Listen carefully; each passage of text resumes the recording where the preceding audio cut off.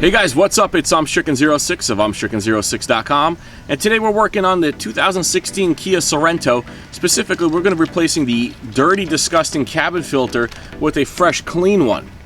Now guys, don't forget this will also work on the 2016 and newer Sorentos, as well as the 2013 and newer Hyundai Santa Fe.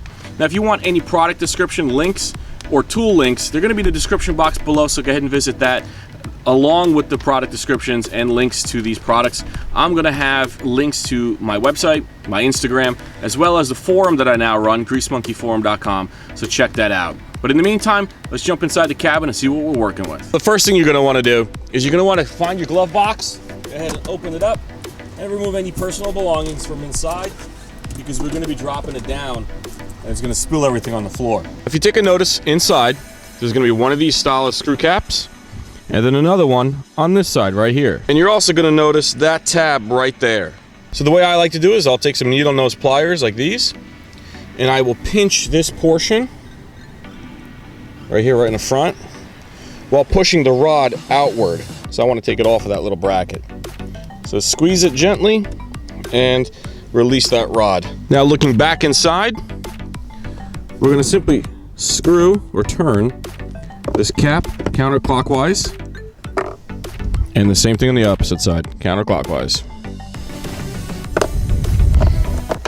And once you do that, this whole thing will just drop right down. Now once the tray drops downward, we're going to want to look inside, and we're going to find this cover here, and we're going to find these little squeeze tabs. You squeeze one side, and then you squeeze the opposite side, and just remove this cap. See how they work? They're just little squeeze tabs on either side. Now looking at the air filter, we're going to notice it says airflow with the arrow pointing downward. That is the same direction we're going to want to put the new air filter in. So just go ahead and reach in, gently pull it out, and be as gentle as possible because there's a lot of nasty stuff in it. You don't want to shake that loose into the air box. So when it comes to working with filters on cars, I'm really big on sticking to OEM products. This is going to be Kia OEM product filter number 97134 Charlie 6900. It's called a filter assembly. I'm going to put the link down below where you can pick this up on Amazon, and it's going to be an OEM part. I'll make sure of that. So let's go ahead and take it out of the box, and it comes packaged like so. And again, we're looking for that filter directional arrow, so we're just going to simply tear this bag open and put it back into the air box the same exact way that we found it. Now be careful, this filter is not housed inside of any kind of plastic bracing, so it's a little bit fragile, meaning, see how it's kind of paper right here, see that? It's not like an air filter that's encased in plastic or rubber. So we're looking to make sure that we have the writing right here, and we're going to just slip it back inside.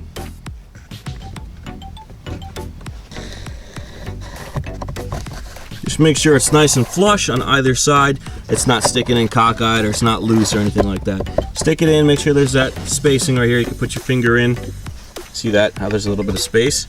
And then go ahead and take that door, and you see how it's got the words or letters PP T20. Make sure you can read that. It's not upside down, otherwise you'd be installing it upside down. So make sure you can read PP Tango 20, and then just push it back.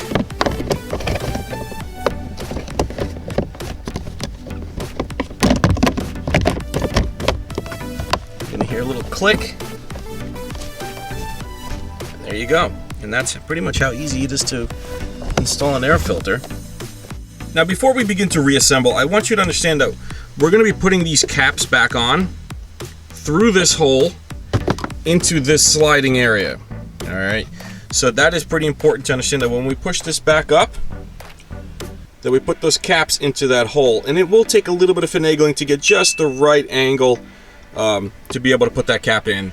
Also on the side here, odds are this has already recessed back into its housing. It's okay to pull it out and give yourself a little extra room.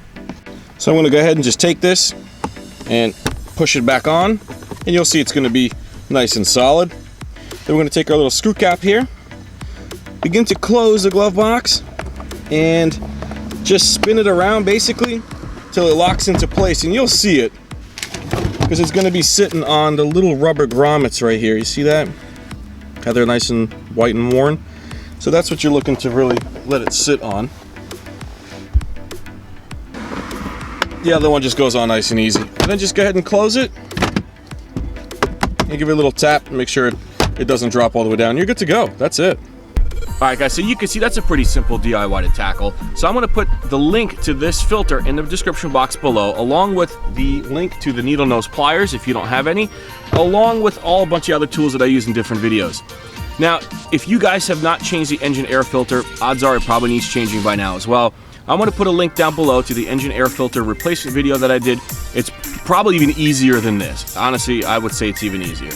So don't be intimidated to do some DIYs. If you have any questions, you can post them down below or visit my forum, greasemonkeyforum.com. I'll have a link to that below as well. And if you like the video, please give it a thumbs up. It bumps it up in the search ratings. And if you like my channel, you like me, hit that subscribe button. It means a lot. Thanks guys for watching.